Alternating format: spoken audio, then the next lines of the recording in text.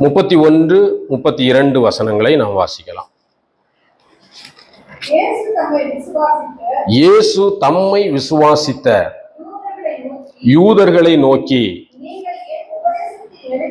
நீங்கள் என் உபதேசத்தில் நிலைத்து இருந்தால் மெய்யாகவே என் சீஷராயிருப்பீர்கள், சத்தியத்தையும் அறிவீர்கள், சத்தியம் உங்களை விடுதலையாக்கும் என்றார்.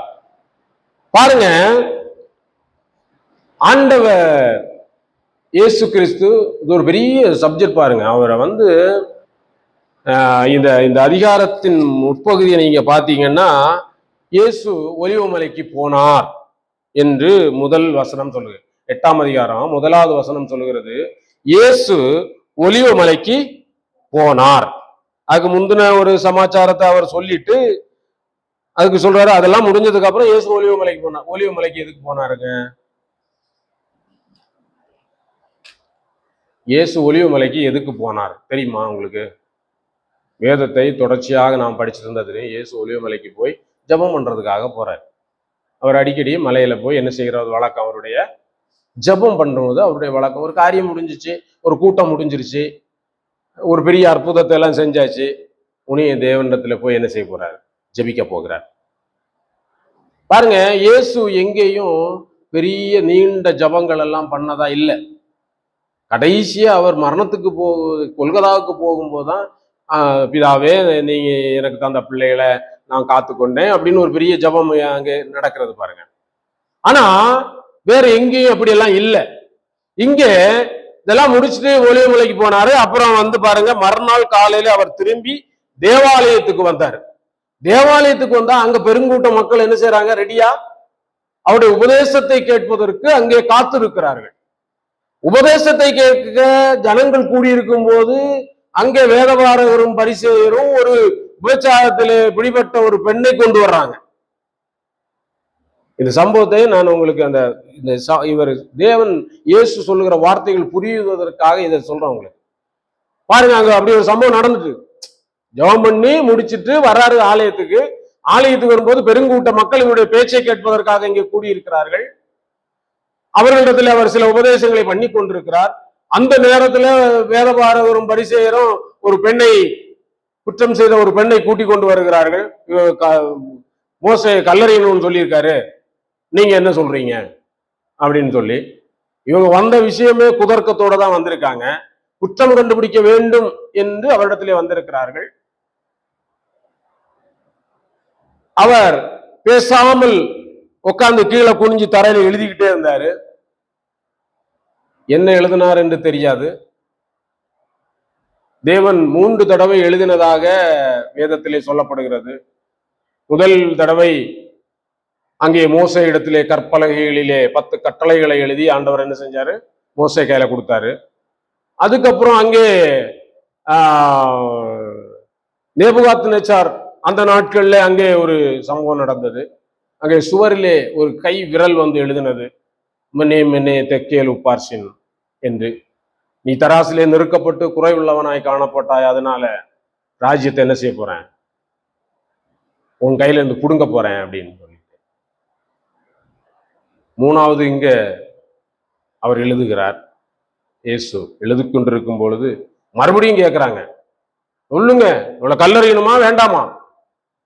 ஆண்டவர் சொன்னாரு, எப்பா உங்கள்கிட்ட எவன் பாவம் இல்லையா அவன் முதல் கல்லை தூக்கி போடு, அதுக்கு பிறகு பாவம் இல்லாதவன் எல்லாம் போடு அப்படின்னு சொன்ன உடனே இவங்க என்ன செஞ்சுட்டாங்க? எல்லாரும், வேதம் அந்த பகுதியில் சொல்லுது, எல்லாரும் போயிட்டாங்களாமா.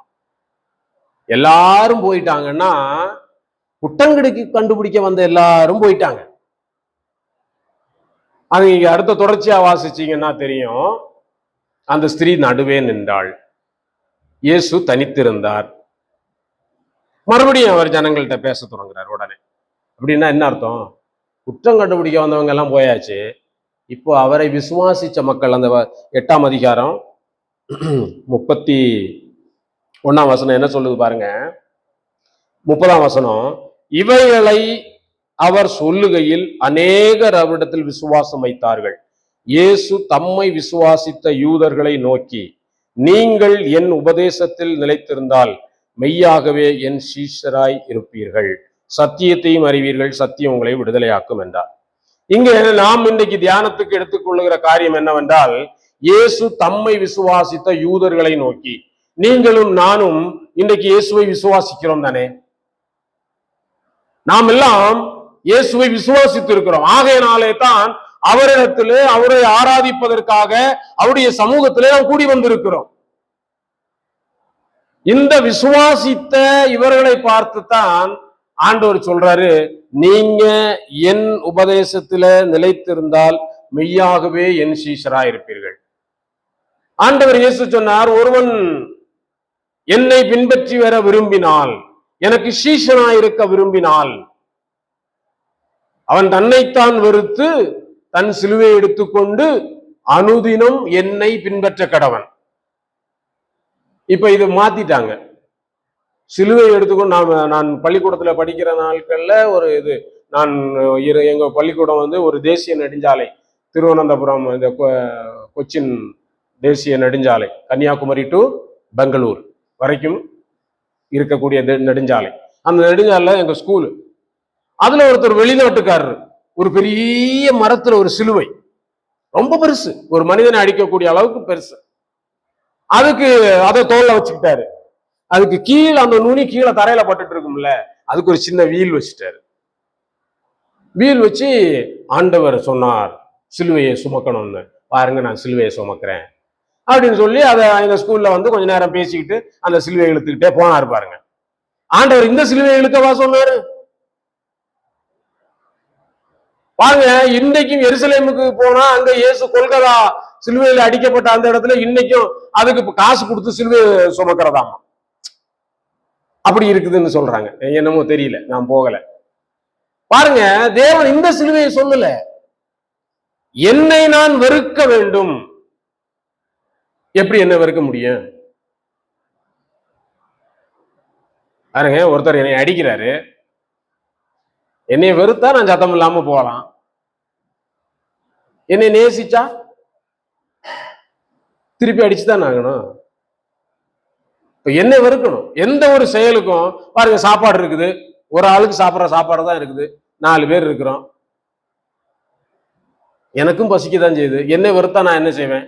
நீங்க சாப்பிடுங்க, நான் பசியை தாங்கிட்டு இருந்துக்கிறேன்னு சொல்லலாம். என்ன வெறுக்காட்டி ஆளா போய் மற்றவங்க எல்லாம் வர்றதுக்கு முன்னாடி தபக்குன்னு போய் என்ன செஞ்சிடலாம், முதல்ல சாப்பிட்டுடலாம், அவங்க வர்றதுக்கு சாப்பாடு கொஞ்சம் தான் இருக்கு, சாப்பிட்டுடலாம் அப்படின்னு நினைப்போம். அதனாலதான் இன்றைக்கு பெரும்பாலான கிறிஸ்தவ கூட்டங்கள் முடிந்த உடனே பிரியாணி போடுறாங்க. பிரியாணி போட்ட உடனே தட்டை தூக்கிட்டு என்ன செய்யறாங்க, போய் வெறுக்கவில்லை, தன்னை வெறுக்கவில்லை. கிடைக்காது, பிரியாணி கிடைக்காது, வா வா வா வா, அவனே இவனே அப்பியே குட்டியே எல்லாம் வா வா வா, எல்லாரையும் கூப்பிட்டுட்டு என்ன செய்யறாங்க, ஆளுக்கு ஒரு தட்டை கொடுத்துட்டு இவங்க முந்தி அடிச்சு போய் இப்படி இப்படி இப்படிங்கிறாங்க. தன்னை வெறுக்கல. அதனாலதான் பஸ்ஸுக்கு போனா அடிச்சு முண்டி அடிச்சு சீட்டு கிடைக்குதோ இல்லையோ என்ன செய்யறோம், நம்ம வெறுக்கல இன்னும்.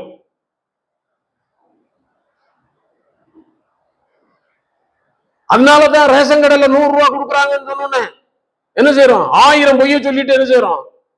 ஆமாங்க, பாருங்க, நிறைய வருமானம் இருக்கு ஆனாலும் சொல்லுவாங்க, என் பேருக்கு ஒண்ணும் இல்லைன்னு சொல்லி எழுதி கொடுத்து 1000 ரூபாய் வாங்குவாங்க. 1000 பொய்ய சொல்லி 1000 ரூபாய் வாங்குவாங்க. ஏன்? தன்னை வெறுக்கவில்லை.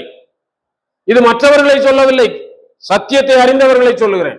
அப்போ ஆண்டவர் சொல்கிறார், தன்னை வெறுக்க சொல்லுகிறார், ஆனா வெறுக்கவில்லை. நாம் என்னை வெறுக்காமல் சிலுவை எடுத்துக்கொண்டு வர முடியாது, அவரை பின்பற்ற முடியாது. இங்கே சொல்கிறார், நீங்கள் என் உபதேசத்திலே நிலைத்திருக்க வேண்டும். நாம் எல்லாம் விசுவாசித்தவர்கள் தான், ஆனால் அவருடைய உபதேசத்திலே நிலைத்திருக்கிறோமா என்பதை நாம் கவனிக்க வேண்டும், நம்மை நாம் ஆராய்ந்து பார்க்க வேண்டும். ஏனென்றால் அங்கே பேதுருவிலே சொல்லப்படுது, பிசாசுகளும் அவரை தேவன் என்று சொல்லி நடுங்குகின்றன. ஆனா கீழ்ப்படிதா? கீழ்ப்படியாது. விசுவாசிக்கும். பிசாசு ஒரு இடத்துல, நீர் மெய்யான தேவனுடைய குமாரன் என்று அறிவேன், ஐயோ நீ எங்களை துன்பப்படுத்த வந்தீர், ஓடிருங்க. அவன் சாட்சி சொல்றான், அவனுக்கு தெரியும், விசுவாசிக்கிறான், அவர்தான் தேவன் என்று தெரியும். ஆனா கீழ்ப்படிதானா? கீழ்ப்படிதல் இருக்கா? இல்ல. பாருங்க,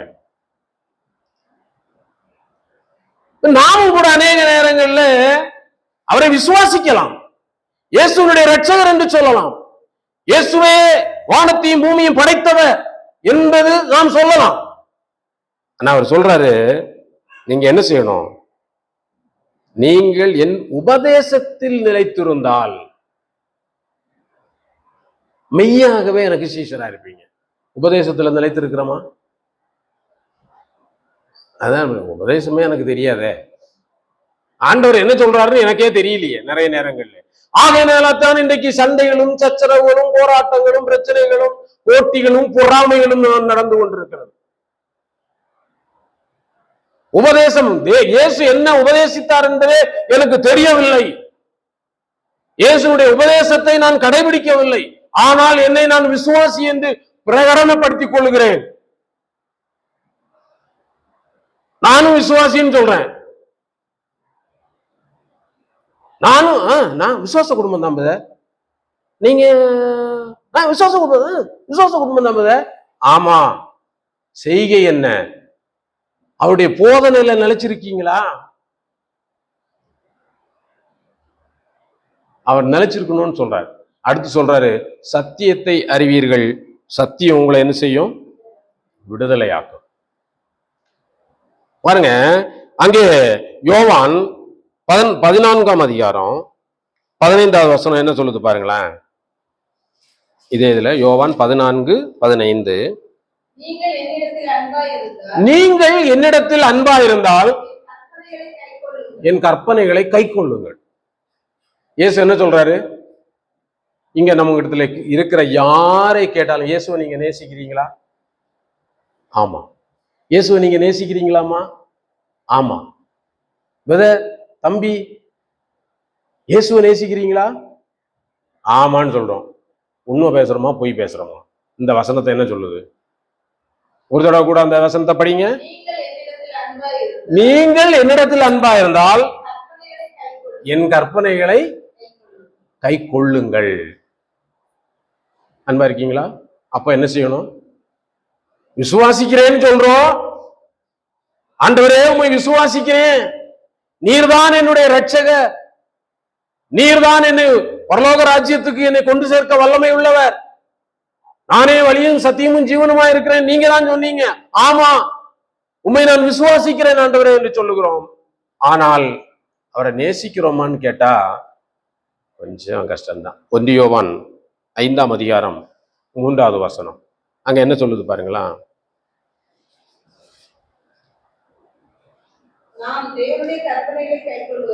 நான் தேவனுடைய கற்பனைகளை கை கொள்ளுவது அவரிடத்தில் அன்பு கூறுவதாம். அவருடைய கற்பனைகள் பாரமானவைகளும் அல்ல. பாருங்க, நான் தேவனிடத்தில் அன்பு கூறுகிறேன் என்று சொல்லுவது உண்மையா பொய்யா நிரூபிக்க முடியுமா? என் மனசுல இருக்கிறது உங்களுக்கு எப்படி தெரியுது? உங்களுக்கு தெரியுமா? நான் இயேசுவை நேசிக்கிறேனா, தேவனை நேசிக்கிறேனா, நேசிக்கலையான்னு நீங்க சும்மா சொல்லிட்டு இருக்காதுங்க.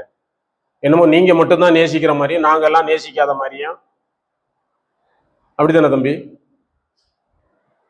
நான் இயேசு படத்தை எல்லாம் பார்த்தா எவ்வளவு இதா வச்சு எடுத்து முத்தம் கொடுத்து வீட்டுல வச்சிருக்கிறேன் தெரியுமா? நான் பைபிள எல்லாம் எத்தனை முத்தம் கொடுக்குறேன் தெரியுமா? ஒரு நாளைக்கு பைபிள முத்தம் கொடுத்து தான் வைக்கிறேன் தெரியுமா? நீங்க என்னமோ சொல்றீங்க. நீங்க கூட பைபிளை எப்படி அழுக்காக்கி வச்சிருக்கீங்க, நான் எப்படி வச்சிருக்கிறேன்? அவ்வளவு பத்திரமா அதுக்கு கவர் போட்டு அதை அழுக்குப்படாம டெய்லி எடுத்து அதை தொடச்சி என்னமோ கதை சொல்றீங்க. நான் எங்க போனாலும் சரி, இயேசு படத்தை பார்த்தேன்னா, இயேசு போட்டோவை பார்த்தேன்னா இயேசுவேன்னு என்ன நீங்க எப்படி என்ன நேசிச்சீங்களான்னு, இயேசுவே எனக்காக நீங்க எப்படி சொல்றேன்னு தெரியுமா? உங்களுக்கு என்னமோ நீங்க மட்டும் தெரிஞ்ச மாதிரி, உங்களுக்கு என்னமோ உங்களுக்கு எல்லாம் தெரியாது நான் ஆண்டவரை எப்படி நேசிக்கிறது. அப்படித்தானே தம்பி? உண்மைதானே நான் சொல்றது? அந்த வசனத்தை எடுங்களேன் மறுபடியும். 1 யோவான் பேஜ் நம்பர் என்ன?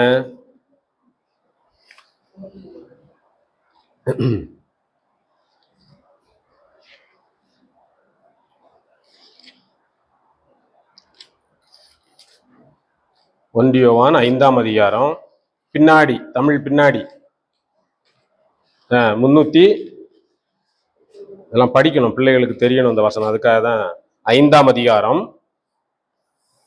3வது வசனம்,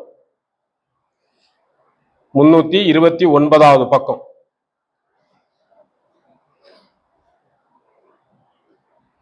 எடுத்துட்டியா? அந்த வசனத்தை எடுத்து பார்ப்போம். 3ஆம் வசனம் எல்லாரும் எடுத்துட்டீங்களா? அங்க வசனத்தை யாராவது படிங்க. மகேந்திரன் படி.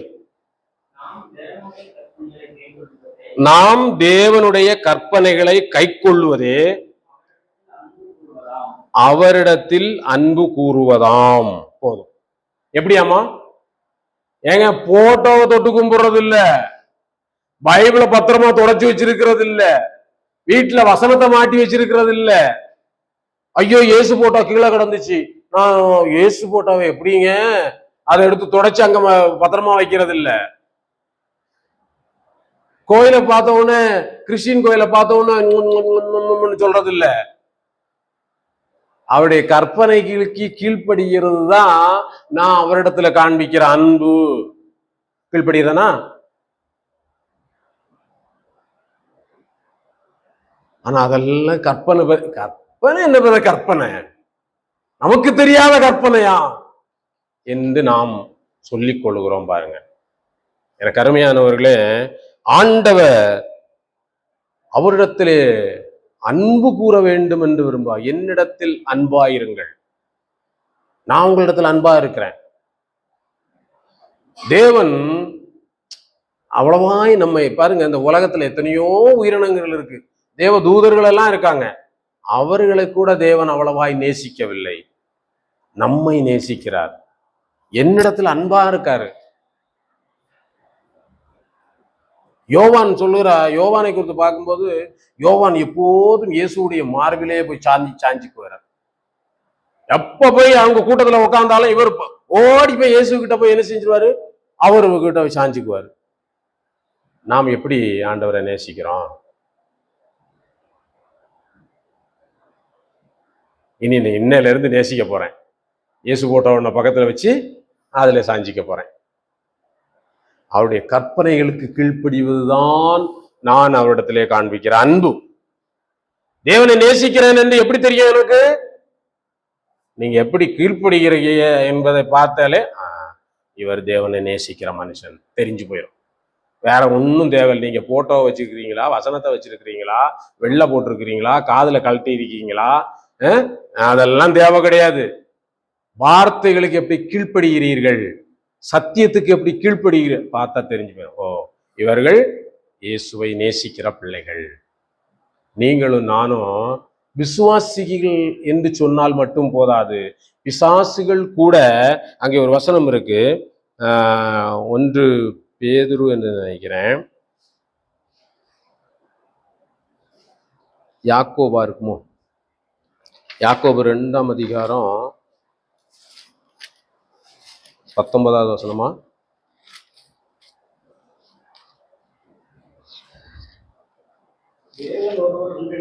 தேவன் ஒருவர் உண்டென்று விசுவாசிக்கிறாய். போதும், அப்படி செய்கிறது நல்லது. தேவனை நீங்க விசுவாசிக்கிறது நல்லது. ஆமா, அடுத்து என்ன சொல்றாரு பாருங்க, பிசாசுகளும் விசுவாசித்து நடுங்குகின்றன. அதுக்கு அடுத்த வசனம், வீணான மனுஷனே, கிரியைகள் இல்லாத விசுவாசம் செத்தது. பாருங்க, அவருடைய வார்த்தைக்கு கீழ்ப்படுகிற கிரியை இல்லாம, நான் ஆண்டவரை நேசிக்கிறேன், நான் ஜெபிக்கிறேன், நான் ஒயிட் உடுத்திட்டேன், நான் நகையை கழட்டிட்டேன், நான் இப்போ வாரத்துல 2 நாள் உபவாசம் இருக்கிறேன், நான் 10ல் 1 கொடுக்கிறேன். நோ, கிரியை இல்லாத விசுவாசம், அவருடைய வார்த்தைகளுக்கு கற்பனைகளுக்கு கீழ்ப்படியாத விசுவாசம் செத்தது. அது பிசாசும் செய்யுது. இப்ப நம்ம அது அங்க ஈக்குவல் ஆகி போயிருக்கோம் பாருங்க. அதனாலே நாம் தேவனுடைய வார்த்தைகளுக்கு நாம் கீழ்ப்படிய வேண்டும். அதான் அவர் சொல்ல 31ஆம் வசனத்துல, யோவான் 8:31,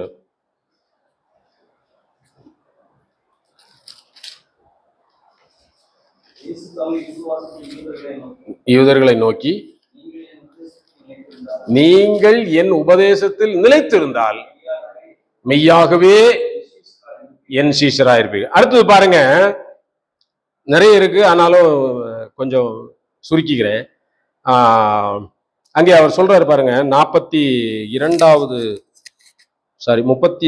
வசனமா, 34, 35.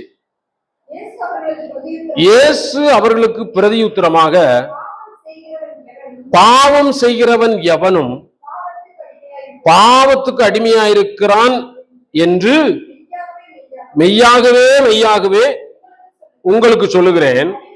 அடிமையானவன் என்றைக்கும் வீட்டிலே நிலைத்திரான், குமாரன் என்றைக்கும் நிலைத்திருக்கிறார். அடிமையானவன் என்னைக்கும் வீட்டுல என்ன செய்ய மாட்டானாமா, நிலைச்சிருக்க மாட்டானாமா. அப்ப என்ன, இது எப்படி பாக்குற, இது எப்படி நாம் உணர்ந்து கொள்வது? பாருங்க, அப்ப வீடுன்னா என்ன, அது வேணும்ல. அங்கே 1 கொரிந்தியர் 6ஆம் அதிகாரம் 19வது வசனத்தை படிங்க. 1 கொரிந்தியர் 6:19. உங்கள் சரீரமானது நீங்கள் தேவனாலே பெற்றும் உங்களில் தங்கியும் இருக்கிற பரிசுத்த ஆவியினுடைய ஆலயமாய் இருக்கிறது என்றும் நீங்கள் உங்களுடையவர்கள் அல்லவென்றும் அறியீர்களா. போதும். பாருங்க, இங்க என்ன சொல்றாரு, இந்த சரீரம் யாரோடது? இந்த சரீரம் யாரோடது? என்னோடது தானே. அம்மா கவனிக்கிறீங்களா? இந்த சரீரம் யாரோட இது? இப்பதானே வசனத்தை படிச்சோம். வசனம் என்ன சொல்றது பாருங்க, இந்த சரீரம் யாருடையது என்று சொல்லுகிறது? உங்கள் சரீரமானது நீங்கள் தேவனாலே பெற்றது. யார்ல இருந்து கிடைச்சதுங்க இது? இது நான் சம்பாதிச்சது இல்லைங்க, இது ஆண்டவர் எனக்கு கொடுத்த சரீரம். கொஞ்சம் கருப்பா இருக்கிறேன், கொஞ்சம் குண்டா இருக்கிறேன், பரவாயில்ல. கொஞ்சம் சின்ன உருவமா இருக்கிறேன் அல்லது பெரிய உருவமா இருக்கிறேன், ரொம்ப அழகா இருக்கிறேன், பரவாயில்ல. ஒரு கால் கொஞ்சம் வளைஞ்சிருச்சு, பரவாயில்ல. இது யார் கொடுத்தது? நீங்க சம்பாதிச்சது இல்ல. இது யார் தந்தது? ஆண்டவர் எனக்கு கொடுத்தது. ஹென்றி ஜோசப்புக்கு கொடுத்த சரீரம் இது. இது எனக்குள்ளதா பெருமை பாராட்டுறதுக்கு? பார்த்தீங்களா எப்படி இருக்கிறேன் அப்படின்னு சொல்றதுக்கு? ஏங்க, அவர் கொடுத்தாருங்க, வச்சிருக்கிறேன். இது என்ன சொல்றாரு பாருங்க, இதுதான் அவருடைய ஆலயம், இதுதான் அவருடைய வீடு. அப்படின்னா என்ன அர்த்தங்க? நீங்க எங்க தங்கி இருக்கீங்க? உங்க வீட்டுல இருப்பீங்க. நீங்களும் நானும் எங்க இருப்போம்? எங்க வீட்டுல இருப்போம். ஆண்டவர் எங்க இருப்பாரு? அவருடைய வீட்டுல இருப்பாரு. இது அவருடைய வீடு. இந்த வீடு அவருடைய வீடுன்னு எப்படிங்க சொல்ல முடியும்? எல்லாரும் இப்போ துன்மார்க்கமான மனுஷன் கூட, அப்ப அவரும் தேவனால பெற்ற சரீரம் தான். அதனால தேவன் அங்க இருக்காரா? அப்ப தேவன் எங்க இருப்பாரு? தேவன் எங்க இருக்கிறாரோ அது அவருடைய வீடு. நாம எங்க இருக்கிறோமோ அது என்னுடைய வீடு. பாருங்க, ஆண்டவர் ஒரு காரியத்தை அங்க சொல்றாரு பாருங்க. லூக்காளுன்னு சுவிசேஷம் 11வது அதிகாரம்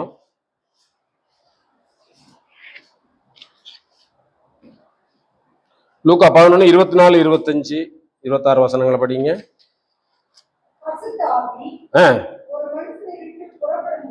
அசுத்த ஆவி ஒரு மனுஷனை விட்டு புறப்படும் போது வறண்ட இலங்களில் அலைந்து இளைப்பாறுதல் தேடியும் கண்டடையாமல் நான் விட்டு வந்த என் வீட்டுக்கு திரும்பி போவேன் என்று சொல்லி. போதும் இருங்க. பாருங்க, எந்த வீட்டுல இருந்து விட்டு போச்சு? அசுத்தாவி குடியிருந்த இடம் எங்க? முதல்ல இங்கதான் குடியிருந்துச்சு. ஒரு நாள் ஆண்டவரை அறிஞ்சேன். ஆண்டவரை ஏற்றுக்கொண்டேன், நீங்க தான் என்னுடைய ரட்சகர்னு சொன்னேன். உடனே இந்த அசுத்தாவி, ஆஹா இவன் ரொம்ப நம்மளைய துரத்துறாரேன்ட்டு வெளியில போயிருச்சு. உடனே ஆண்டவர் வந்தார். பிறகு நான் கொஞ்சம் கொஞ்சமா அப்படியே பழைய நிலைமைக்கு வந்து நிறைய நல்ல கிரியெல்லாம் இருந்துச்சு. ஆலயத்துக்கு போவேன், ஜெபம் பண்ணுவேன், காணிக்க கொடுப்பேன், எல்லாம் நல்ல கிரியைகள் எல்லாம் என்கிட்ட இருந்துச்சு. இந்த என்கிட்ட இருந்து போன அசுத்த ஆவி இந்த வீட்டுல இருந்து போனது ஊரெல்லாம் சுத்தி பார்த்துட்டு இருந்துச்சு. எங்கேயும் இடம் கிடைக்கல. அதுக்கு ஒரு யோசனை வந்துச்சு, நான் விட்டு வந்தோம் இல்ல, அங்க ஒண்ணு போய் பார்க்கலாம், எட்டி பார்க்கலாம் எப்படி இருக்குன்ட்டு. மறுபடியும் வந்து எட்டி பார்க்குது. அதை படிங்க. அது வரும்போது அது பெருக்கி ஜோடிக்கப்பட்டிருக்கு. முதல்லையாச்சும் கொஞ்சம் குடி இருந்துச்சு, கொஞ்சம் சிகரெட் இருந்துச்சு, பாக்கு இருந்துச்சு, புகையில இருந்துச்சு, சினிமா போக்கு போறது இல்ல இருந்துச்சு. இப்ப அதெல்லாம் இல்லை. இப்போ கொஞ்சம் ஜோடிக்கப்பட்டுதான் இருக்கு. ஆனா ஆள் இல்லை. ஆண்டவர் அங்க இல்லை, காலியா இருக்கு. திரும்பி போய் தன்னிலும் பொல்லாத வேற 7 பேர்த்த கூட்டிட்டு வந்து உட்புகுந்து அங்கே குடியிருக்கும். அப்பொழுது அந்த மனுஷனுடைய முன்னிலைமையிலும் அவனுடைய பின்னிலைமை மிகுந்த கேடுள்ளதா இருக்கும். பாத்தீங்களா? அப்ப வீடுன்னா என்னது? தேவன் வாசம் பண்ணலன்னா அப்ப வேற யார் இருப்பாங்க? அப்போ அங்கே ஆண்டவர் சொல்லுகிறார், தேவாலயத்திலே புறாவிருக்கிறவர்களையும், அங்கே மார்க்கு என்று நினைக்கிறேன்,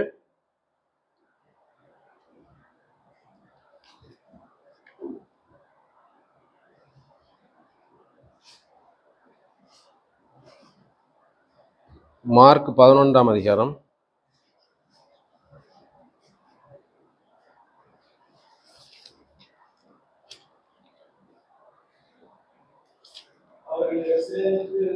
15-16 இருந்து. அவர்கள் எருசலேமுக்கு வந்தார்கள். இயேசு தேவாலயத்தில் பிரவேசித்து ஆலயத்தில் விற்கிறவர்களையும் கொள்ளுகிறவர்களையும் துரத்திவிட்டு காசுக்காரருடைய பலகைகளையும் புறாவிற்கிறவருடைய ஆசனங்களையும்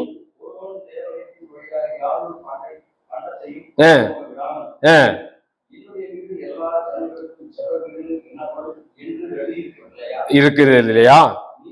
நீங்களோ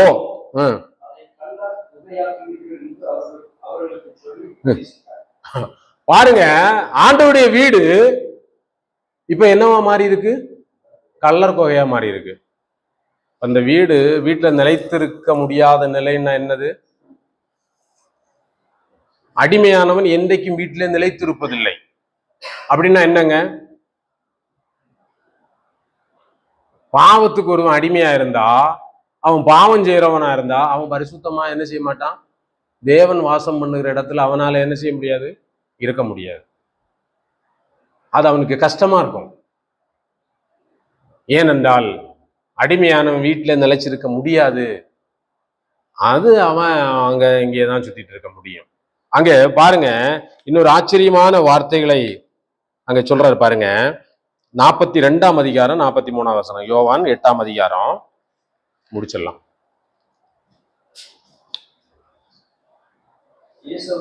இயேசு அவர்களை நோக்கி, தேவன் உங்கள் பிதாவாயிருந்தால் என்னிடத்தில் அன்பாயிருப்பீர்கள். ஏனெனில் நான் தேவனிடத்தில் வந்திருக்கிறேன், என் சுயமாய் வரவில்லை.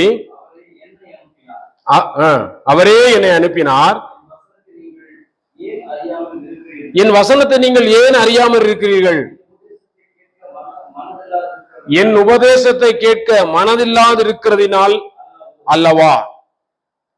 அடுத்த வசனம் சொல்றவர், நீங்கள் உங்கள் பிதாவாகிய பிசாசானவனால் உண்டானவர்கள், உங்கள் பிதாவின் இச்சைகளின்படி செய்ய மனதா இருக்கு. போதும் பாருங்க, நாம் யாருடைய பிள்ளைகள் என்பதை இங்கே அழகாக சொல்றாரு பாருங்க. நாம் தேவனுடைய பிள்ளைகளா இருந்தால் அவரை போல நாம என்ன செய்வோம்? நடப்போம். அவருடைய வார்த்தைகளின்படி கீழ்ப்படிவோம். ஆனா இங்க என்ன சொல்றாரு, நீங்க யாரா இருக்கிறீங்க? அந்த வசனம் ஒரு தடவை, அதாவது 44ஆம் வசனமா, நீங்கள் உங்கள் பிதாவாகிய பிசாசானவனால் உண்டானவர்கள், உங்கள் பிதாவினுடைய இச்சைகளின்படி செய்ய மனதாய் இருக்கிறீர்கள். 47ஆம் வசனம், தேவனால் உண்டானவன் செவி கொடுக்கிறான், இராதபடியினால் செவி கொடாமல் இருக்கு. நீங்களும் நானும் இன்னைக்கு ஒரு தீர்மானம் எடுக்கணும். நான் தேவனால் உண்டாயிருக்கிறேனா இல்ல பிசாசினால் உண்டாயிருக்கிறேனா? பிசாசினால் உண்டாயிருந்தால் தேவனுக்கு நான் என்ன செய்ய முடியாது? செவி கொடுக்க முடியாது. அவருடைய வார்த்தைகளுக்கு கீழ்ப்படிய முடியாது. அந்த வசனம் சொல்ல மாதிரி, விசுவாசித்த யூதர்களை பார்த்து நீங்க என் வார்த்தைகளுக்கு செவி கொடுத்தா எனக்கு சீஷரா இருப்பீங்க. இங்க கடைசியில சொல்றாரு, நீங்க உங்க பிதாவாகிய பிசாசினால உண்டாயிருந்தா நீங்க என் வார்த்தைகளுக்கு செவி கொடுக்க மாட்டீங்க. என் பிதாவினால் நீங்க உண்டாயிருந்தால் அதுக்கு செவி கொடுப்பீங்க.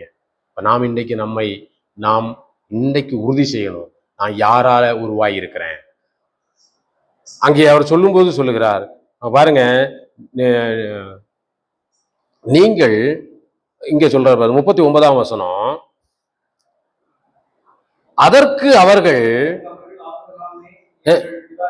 ஆபிரகாமே எங்கள் பிதா என்றார்கள். இயேசு அவர்களை நோக்கி, நீங்கள் ஆபிரகாமின் பிள்ளைகளா இருந்தால் செய்வீர்களே. பாருங்க, நாம் யாருடைய பிள்ளைங்க? உதாரணத்துக்கு நாம் ஒரு நல்ல அப்பாவுடைய பிள்ளைங்கன்னு வச்சுக்கோமே, ஊர்ல என்ன செய்வோம்? நாம் நல்லபடியா அப்பாவுடைய பேரை காப்பாற்றணும், அப்பாவுக்கு நல்ல பேரை உண்டாக்கணும், ஊர்ல போய் நம்ம நல்லபடியா நடப்போம். எங்க அப்பாவே நல்லா நடக்காதவர், அவரே ஊர்ல கெட்ட பேர் வாங்கியிருக்காரு, அதுக்கப்புறம் எனக்கு எப்படி நான் நல்லா நடக்க முடியும்? நினைச்சு பாருங்களேன். நாம் சொல்றாரு, நீங்க உங்க பிதா ஆபிரகாமின் பிள்ளைகள்னு சொல்றீங்க, ஆனா என்ன கிரியை செய்யறீங்க? ஆபிரகாம் செய்ததை நீங்க செய்யலையே. நான் என் ஆண்டவருடைய பிள்ளைன்னு சொன்னா நான் என்ன செய்யணும்? ஆண்டவருடைய பிள்ளையா நான் வாழணும். நான் என் அப்பாவுக்கு அவகீர்த்தி உண்டாக்குறவனா என்ன செய்யக்கூடாது? வெட்கக்கேட்டை உண்டாக்குறவனாக நான் வாழக்கூடாது. இங்கே சொல்லுகிறார் பாருங்க, நீங்க என் வசனத்தை ஏன் அறியாமல் இருக்கிறீர்கள்? ஏன் நீங்கள் உபதேசத்தை கேட்க மனதில்லாது இருக்கிறதுனால்? ஆண்டவருடைய வார்த்தையை ஏன் அறிய முடியல? மனதில்லை. அவருடைய வார்த்தைகளை கேட்பதற்கு மனதில்லை. இன்றைக்கு நாம் அவருடைய வார்த்தைகளை கேட்பதற்கு வாஞ்சையாக, அவருடைய சத்தத்தை கேட்பதற்கு ஆவலாய் நம்மை ஒப்பு கொடுப்போம். தேவன் நம்மேல் கவனமுள்ளவராய், நோக்கமுடையவராய் நம்மை எதிர்பார்த்து காட்டுக, என் பிள்ளை நாளைக்கு என்று, இன்று நாளை என்று அவர் காத்து கொண்டிருக்கிறார். நாம் நம்மை அவருக்கு ஒப்பு கொடுப்போம், அவருடைய வார்த்தைகளின்படி வாழுவோம். விசுவாசி என்று சொல்லிக் கொண்டால் போதாது, விசுவாசத்திற்கேற்ற கிரியைகள் நம்மிடத்திலே காணப்பட வேண்டும். கர்த்தர் நம்மை ஆசீர்வதிப்பாராக. நாம் ஜெபிக்கலாம், கண்களை மூடலாம்.